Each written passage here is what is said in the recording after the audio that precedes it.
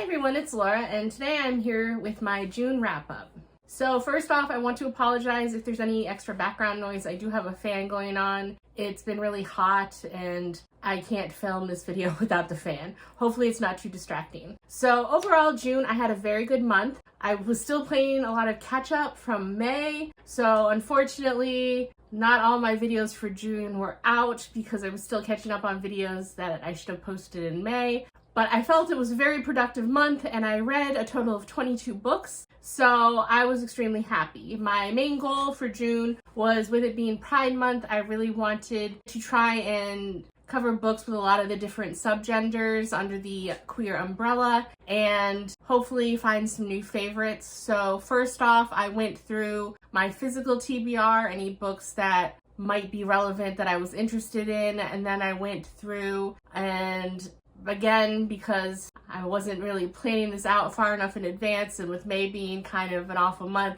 I didn't think far enough ahead. So I was basically looking for what was available immediately to listen on Hoopla or Libby. So overall, I think I did a pretty good job for kind of procrastinating in the planning phase, and I hope next year I'll do better and have some real winners. But I'm overall very happy with what I accomplished in June. I also wanted to bring attention to something that was a helpful resource for me this month with Libby, was that there is a library that is free that you can get a digital library card for, and it's called the Queer Liberation Library. And I don't even remember how I stumbled upon it, but if you Google it, you should be able to get a digital library card. So they have a wide variety of selections available for Libby, and I ended up borrowing a lot from them this month, and I'm looking forward to perusing their selection more in the future. But I just wanted to bring that to anyone's attention in case you're looking for more options on some of the digital library platforms, and the fact that it's free is just wonderful. So as I said, I have 22 books to get through, so I'm going to try being the key word, to be brief and try and summarize as best as I can. So I started off the month with The Great Gatsby, and I listened to this short audiobook of his classic. I'm trying to become more cultured and more scholarly, and this just reinforced again why I don't always understand the poignancy of classics, and it's just like my brain is not made to detect the literary relevance of these great works. But this is about Nick, who went to New York to work as a bondsman, and his nearby neighbor, Jay Gatsby, is this really famous, really rich person who throws very extravagant parties, and Nick is reconnecting with a distant cousin, Daisy, and her rich husband in a different part of New York City, and Nick is just kind of experiencing the crazy lifestyles of these obscenely rich people and the frivolity that is involved in it. And I don't feel I wasted my time for how short the audiobook was, but I really don't understand necessarily why this is considered one of the great classics. But now I know, I can talk to people about it, and overall I gave it a 2.5. Wasn't that impressed, was not for me. Then there was Mile High, which is the first in the Windy City series by Liz Tomford. And I went into this thinking I knew what it was about, and it turns out I had a rough idea of what the plot was for the second book in the series. So this one I basically went in completely blind. This is about a professional NHL player, Xanders, and then their team has a private jet and private flight crew, and one of the flight attendants is Stevie, and they're drawn towards each other, and Stevie is the twin sister of an NBA basketball player also in Chicago, so she's not starstruck or anything by Xanders, and they're not supposed to fraternize based on the rules because she technically works for the team, and they fight the attraction. They give in what they were thinking might be a one-night stand, and it's not. They develop feelings for each other. Overall, I really liked them as a couple by the end. I just had strong misgivings for how they interacted at first, because technically he was a member of the team that was her employer,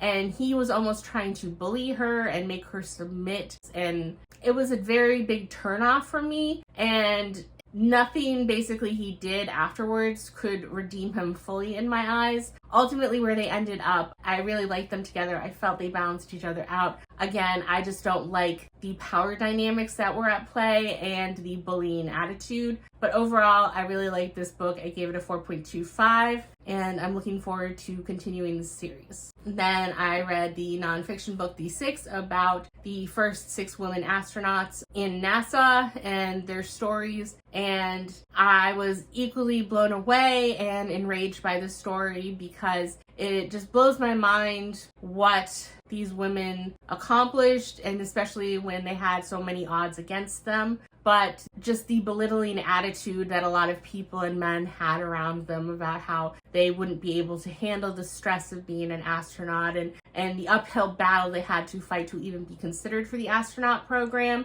and then just how much they had to restrain themselves because they knew that there could not be even a whisper of complaint about anything that they experienced because they knew that that would be used against them, as well as a barrier for any future women looking to get into NASA. So I found this very fascinating, and I'm so happy that I just picked this up on a whim. It was extremely interesting. So I ended up giving this a 5.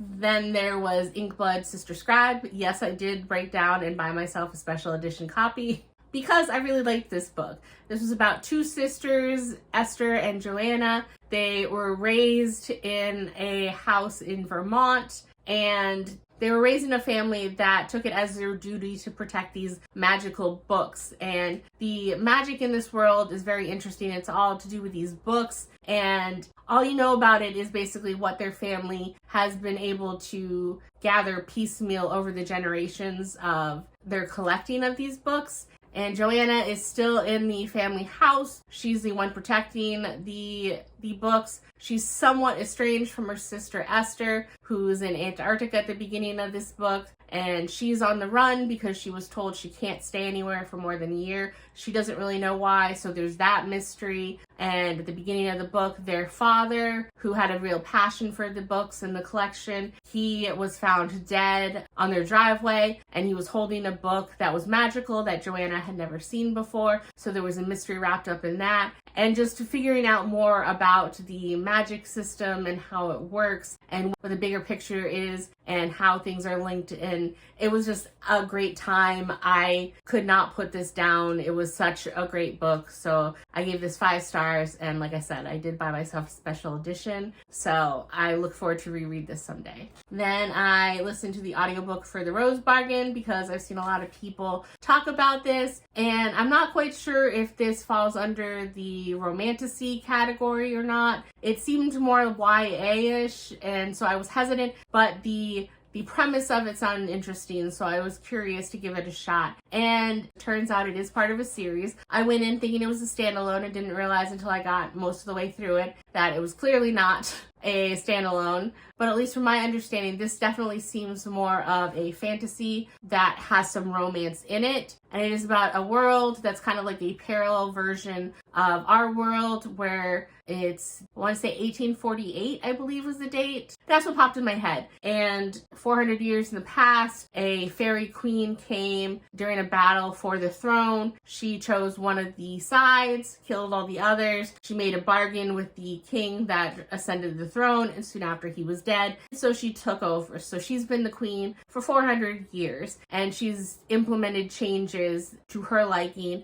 One of them is that every citizen has to make a bargain with her at some point, so that's why it's called the Rose Bargain. Men can do it whenever they want. The women, though, when they are presented to society, they have to make the bargain then, and the payment that the queen takes is always a little odd. But this year is different when Ivy Benton is supposed to make her societal debut. She's coming from a somewhat currently disadvantaged family. So Ivy is really trying to see what she can do to salvage things for her family. But when she shows up, she was planning to try and do her best with just a bargain. It turns out that this is the year that the queen is going to hold a selection style process of who will be marrying her fairy son Bram. And so they do a series of different challenges and wheedle it down to the finalists. And the stepson of the queen, who is fully human, he he is really rooting for Ivy to win for his own reasons, and so he assists her, and they end up kind of having feelings for each other.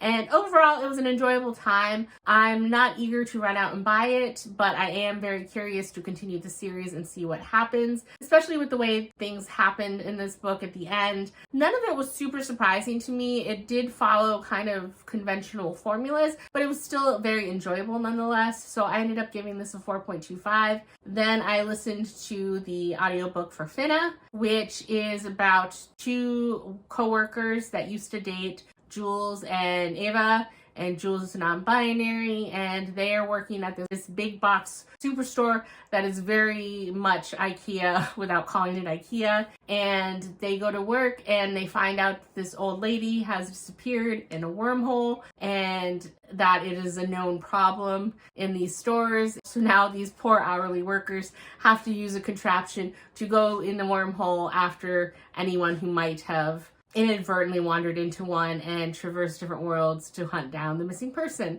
And so that's Jules and Ava. And it was a very short audiobook, but it was a fun time. I liked the creativity of the different worlds they go to. I didn't so much care about either of the main characters and their romance drama that they were dealing with. For my personal taste, it was too short of a book to deal with all of that emotional stuff. It didn't have any real weight to it for me, but there is apparently a sequel that I'm willing to give a listen to just because I was very impressed with the creativity of the world, and I am curious with how this book ended, what the second book would be about. So ultimately I gave this a 3.5.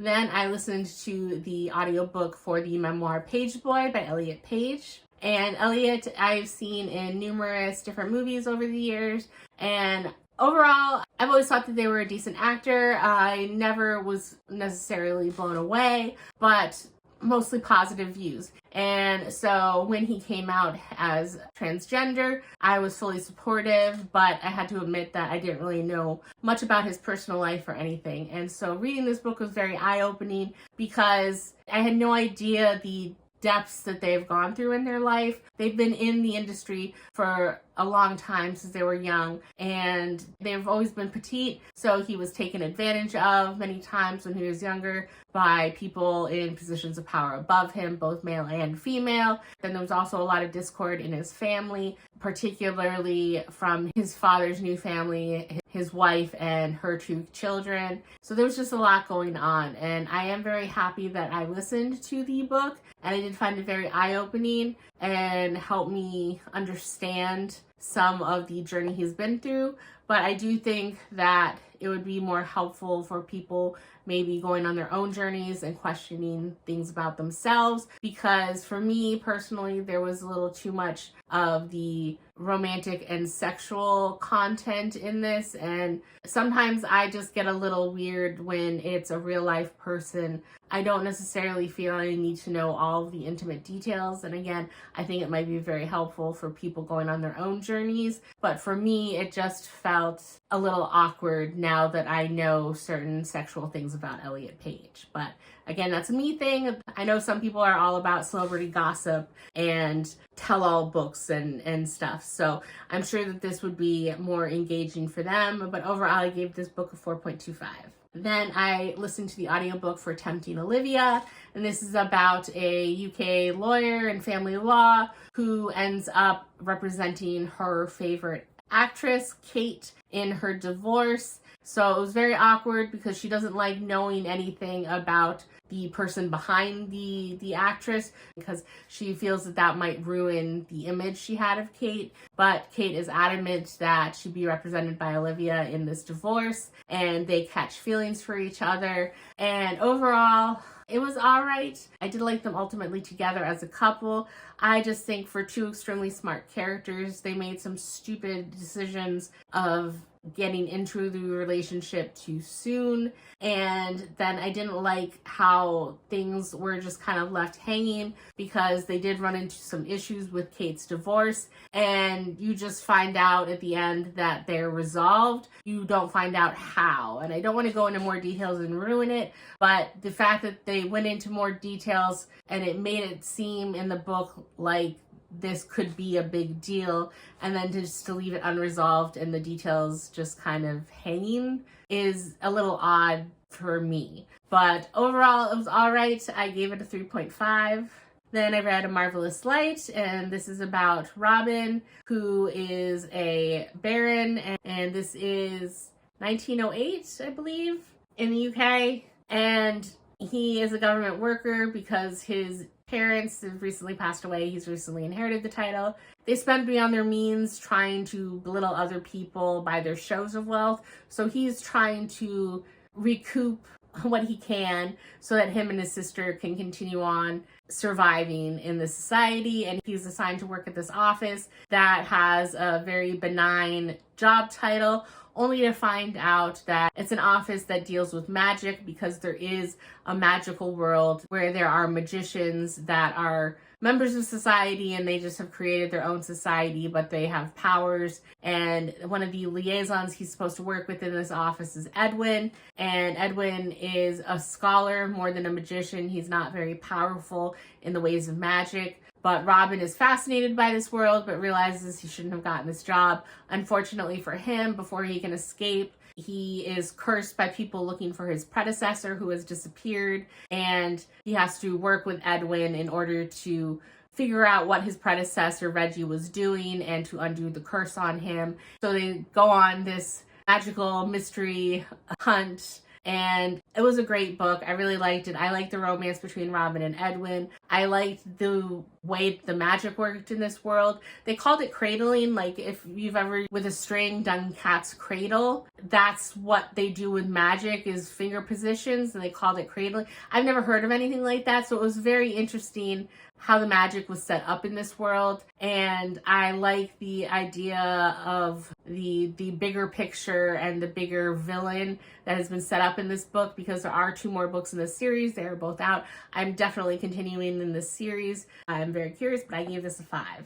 Then I listened to On the Same Page, and this was about former college roommates Riley and Gianna. Gianna is now a social media influencer, and she's very popular. And then Riley, who is trying to be a producer of a television studio, and they have been best friends since college for 8 or 9 years. There's a mix-up. Riley starts looking at Gianna differently, realizing that maybe she has some lustful thoughts for Gianna, and they kind of start a physical relationship, but then emotions get involved, and then it falls kind of into the usual trope of, well, they started this as a physical relationship. What do you do when real feelings are involved? And overall, it was all right. It was nothing spectacular, and there were moments that made my personal secondhand embarrassment radar go off, and I had to pause and walk away briefly from the book. There were 2 major instances that I can think of, but overall, it was all right and enjoyable, so it was a 3.5.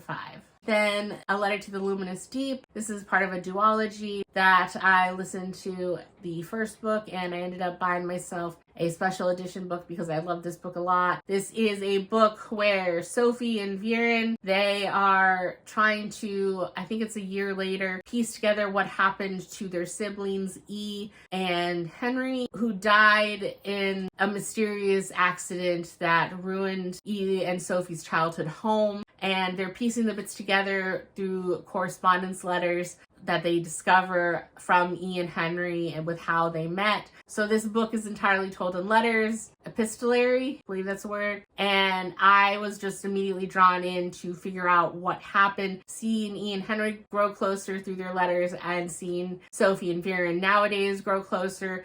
And then all leading up to the big what happened to E and Henry. And it was just so easy for me to get sucked into this book. I gave this 5 stars. I'm super eager to read the second book and see how this duology concludes. Then I listened to Propaganda Girls, and this was focusing on 4 women that were part of the Office of Strategic Services during World War II, and they were recruited basically to undermine the effectiveness and the morale of enemy troops. And they did different things by imitating Japanese propaganda and changing the message. They waged a cultural type of war by having German interviews and re-recording German songs with different lyrics because they knew German soldiers would be listening to their radio broadcasts in hopes to dishearten them. And they recruited enemy soldiers in prisoner of war camps to do drops of different leaflets and flyers behind enemy lines. And it was just fascinating seeing what these women, the creative ways that they came up with plots to help us within the limited means that were available to women in the 1940s. And I ended up giving this 5 stars, and obviously I bought myself my own copy. Then I listened to Charm City, which was a shorter book about Taylor and Carson. Taylor is a event planner whose business is kind of dealing with some issues. So she's trying to expand her business, and she's teaming up with a local bar, and it is set the week running up to Valentine's Day. They're doing a different promotion each night with a slight cover and an event for like 2 hours or so at the bar that she runs with a special drink that the bar has created. The cover fee they end up splitting between the bar and Taylor, and the bar owner is happy to have the influx of customers because their bar is somewhat struggling. The bar manager, Carson, though, is not very eager. She's not really into the whole frou-frou idea of Valentine's Day. And so she gives a lot of attitude to Taylor, and they butt heads a lot, but then they end up together in the end. And overall, I didn't really like Carson and the attitude she gave. Taylor just rubbed me the wrong way, especially when the owner of the bar is basically like, we need this to work or else the bar won't last very much longer. And as the bar manager, I would think that that would be the cue for Carson to be like, oh, I got to do everything I can to help this work out well. And she does her job, but it just, the attitude and the assumption she makes of Taylor, it doesn't really make me root for the couple. I liked Taylor a lot though. So ultimately I ended up giving this a 3.25. Then the odd one out of the month, I listened to The Nightmare Before Christmas because I'm very bad at trusting estimates of time for Libby. I thought that with the huge wait that there was, that I would have it by next November maybe. And then when it showed that it was rapidly approaching, I figured maybe I could read it as a funny Christmas in July book, but it came up in early June basically. And I decided to listen to it in Libby anyway because I knew Carrie Can Read had read it at some point and she wasn't really blown away by it. So I figured this might be a potential easy book to read and then donate. But I ended up really liking the romance in this book. So this is a book where there are magical families for each different holiday, and the main character you follow is Nicholas, or Cole is his nickname, and he is kind of strong-armed into an engagement with a daughter from Easter, Iris, but they're best friends. They have no romantic inclination towards each other. And his father is trying to run Christmas like a business, but then a competitor comes on the scene, the son of Halloween, Hex, and he's also vying for Iris's affection, but it turns out that Nick and Hex had drunkenly made out in a back alleyway 2 years ago, and they couldn't stop thinking about each other, and so they're drawn towards each other more than Iris. But I really liked the romances. I really liked them together. I liked some of the magical elements when it came to the romance, but the whole system of how the world is set up is very bizarre, and you really have to suspend your disbelief at how things are set up. It makes no real sense, and it's kind of lame in some ways, but the romance was enough to make this a wonderful time for me. I actually had a really great time, and I gave this a 4.5. I don't actually plan on unhauling this anytime soon, and I actually am now curious about the second book, which is about Nick's brother Chris with the son of St. Patrick's Day, and I really want to see what I think about that book. I'm not buying that book, but I am going to give it a listen to see how that romance fares because I love Hex and Cole together. So that was a surprise win, 4.5. Then I read Stonewall, and this is the definitive story of the LGBTQ rights uprising that changed America, when in reality it's following 6 major players in the rights movement, and there are people that focused on different things. They all were lumped under the homophile movement of the 60s, but some of them wanted different things. Some of them were more activist in general, protesting the Vietnam War, helping with the Black Panther protest, wanted women's rights. Some of them didn't care about other causes, mostly just wanted homosexuals to be accepted societally, and they didn't care so much about being loud and proud in public, and they didn't care that people might have the opinion that conversion therapy would work or you could pray the gay away type thing. They just wanted to be recognized and accepted in the barest minimum way possible. So it was very interesting because the 6 people we followed, they were very important in a lot of these different movements. Not all of them were actually at these Stonewall riots, but a lot of them were involved with the people that were involved or were part of marches and demonstrations after the fact. And I just found it very eye-opening, and I am very happy that I do have more of a sound picture of what went on than if I just read the Wikipedia article. So overall, I gave this a 4.5.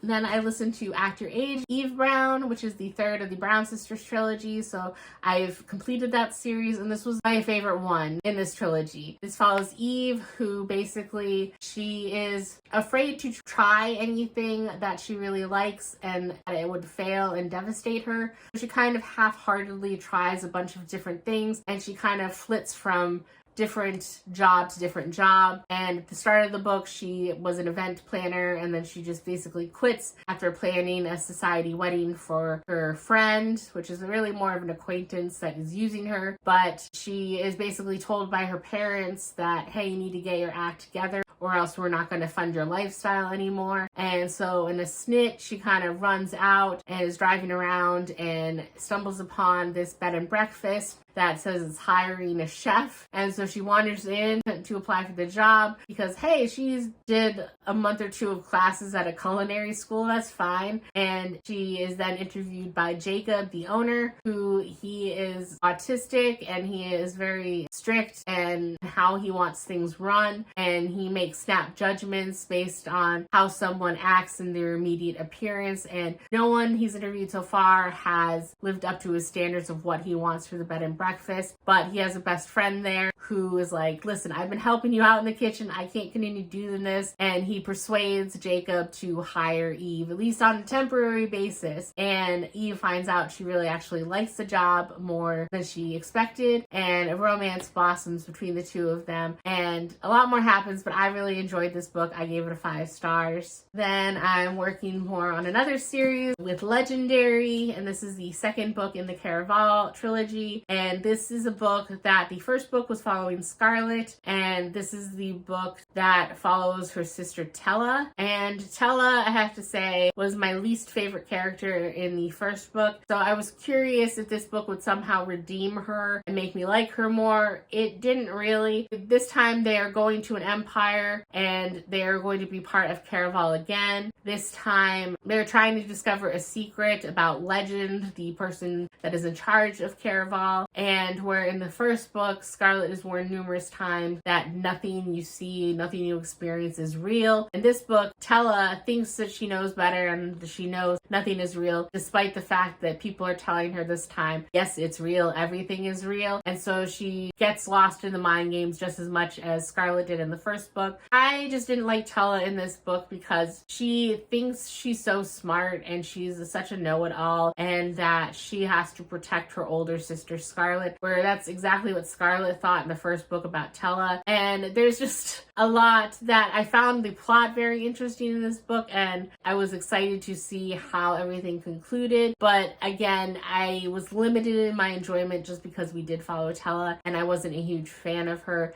I did understand more her mindset in this, but I didn't find her more enjoyable in this book. But ultimately, I gave this book a 4, and I'll be very curious to see what happens in finale. Then I read A Lady for a Duke. This is about Viola, who she was born the Viscount Marley, and the Viscount Marley, it was childhood friends and very close acquaintances with the Duke of Gracewood, and they went off to war, and at Waterloo, the Viscount was severely injured and presumed dead, and took it as a sign where he could finally live as the person he truly is, which is Viola. Unsure what his reception will be like, he returns to his younger brother, who is now the new Viscount Marley, and his brother's wife, and they accept her as Lady Marley's companion, and so she kind of lives quietly. She's very lonely, and when she finds out that Gracewood is mourning the previous Viscount Marley's death, she is torn because she wants to help ease the pain of her friend, but she's unsure if she can share her truth with Gracewood, and society in general just would look down on her. So she just wants to be in the safe environment where she knows she's surrounded by people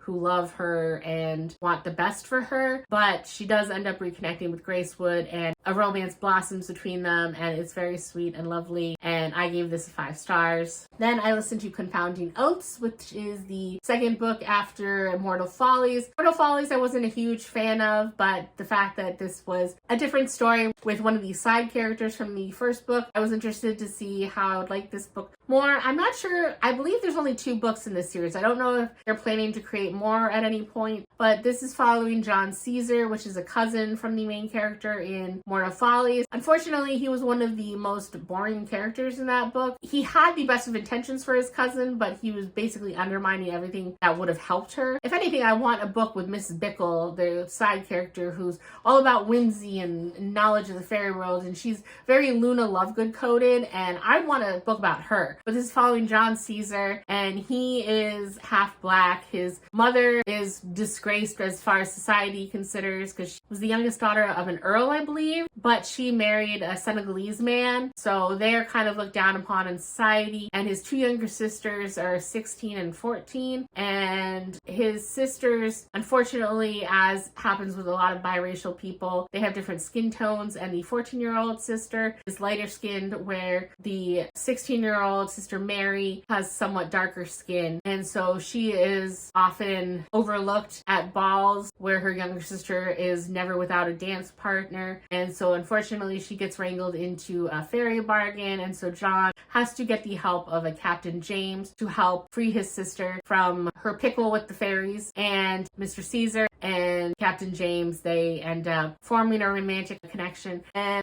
I was somewhat interested in the plot. Again, I wasn't blown away by Mr. Caesar being in his perspective at all. It didn't warm me up to him anymore, and his romance with Captain James, it just kind of seemed to, they nod at each other, they sleep together, and then I'm supposed to believe that they want a long-term romance. It didn't have a lot of the build-up that I feel would make me believe in the romance more. So ultimately, I ended up giving this book a 3. And I listened to Marigold Mind Laundry because Katie Colson mentioned it in one of her wrap-up videos, and it sounded interesting. This is translated healing fiction, and this is about a woman who has magical powers, and unfortunately she ended up basically erasing her parents from existence, and she's trying to find a way to fulfill her own wish of finding them again. And she has basically the willpower to manifest any type of wish, so she's just been basically reincarnating. It's a very unusual system, and so this time I think part of the key to finding her parents is to help other people with her powers and fulfill their wishes and erase bad memories. So she opens up this mind laundry place where people who are troubled can come in, put on a white t-shirt, and when they think about something, a painful memory that they want to forget, a stain will appear on their shirt. Then she would go and launder or iron the t-shirt, and once the t-shirt is dry, that experience will be gone from the people's memory. So she kind of becomes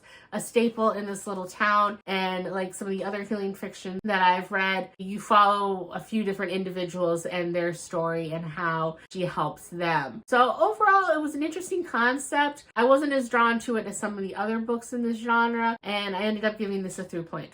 Then I read The Fifth Wave, and this is a very typical YA kind of sci-fi aliens attack type book, and I actually liked it. I'm happy that I read it. I know it was made into a movie. I never saw the movie, but a lot of the parts of this book seemed very familiar, and I don't know if I just watched clips somehow on YouTube over the years, but certain things would happen and I'd say like, wait a second. But overall, I found this very interesting. I liked the way that the author told the story through Cassie's perspective, and then she has two sort of love interests, Ben and Evan, and you see things through Cassie's perspective and through this soldier zombie's perspective and the different waves. The fifth wave is the aliens they attacked in different waves. So the first one was a big like EMP pulse where it knocked out all electronics across the world. So planes were knocked out of the sky, car batteries died, cell phones died, all of that stuff. And then there was the second wave, a third wave, a fourth wave. And now they're anticipating what the fifth wave would be. And you find out in this book what exactly the fifth wave is. But I found it very interesting. I do like these type of stories in general. I'm happy that I did read this. Overall, though, I think I would have loved it a lot more if I had read it when I was younger, and I will be unhauling this, but I did give this a 3.5.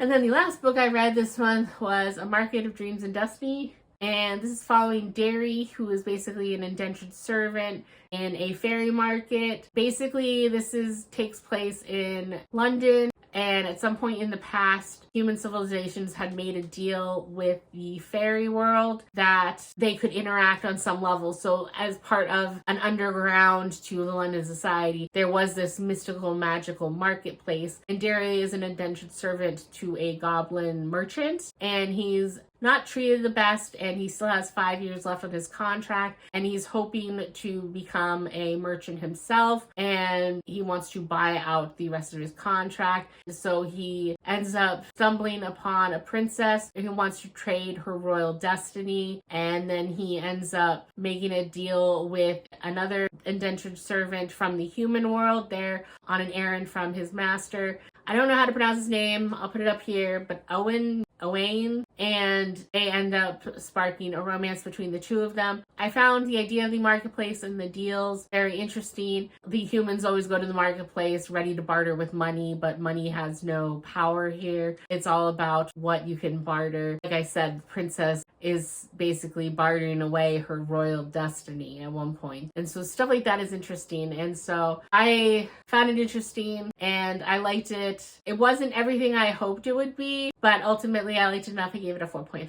So that's all that I read in June. Again, overall, it was a fantastic reading month. I had a lot of 5-star books. I believe I had 7 5-stars, but I've never had that many 5 stars, especially 1 month. Normally, I'm much more picky about handing them out and rating books that, but this month it was just fantastic. So overall, I was blown away and super happy with so much of what I read this month. And these are the reading stats or the pages. I basically read nothing physically this month. It was all audiobook only or audiobook in tandem with the physical book in front of me. And I read 22 books or 7,852 pages. So amazing month. And then with Storygraph, here are the general moods for the books that I read.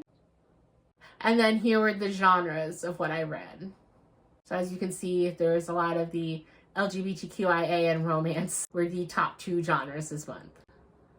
But overall, I was super excited with how this month went, but I am still having to play catch up on some of the videos that I wasn't able to squeeze out in June, so I will be playing catch up. And I don't anticipate to read quite as many books this month. I think I need to go at a somewhat more leisurely pace in July so I won't burn out, because I don't feel like I'm on the brink of a burnout right now, but I think if I keep pushing at the pace that I had in June, I would easily get into a reading slump, and I don't want that. So, wonderful month.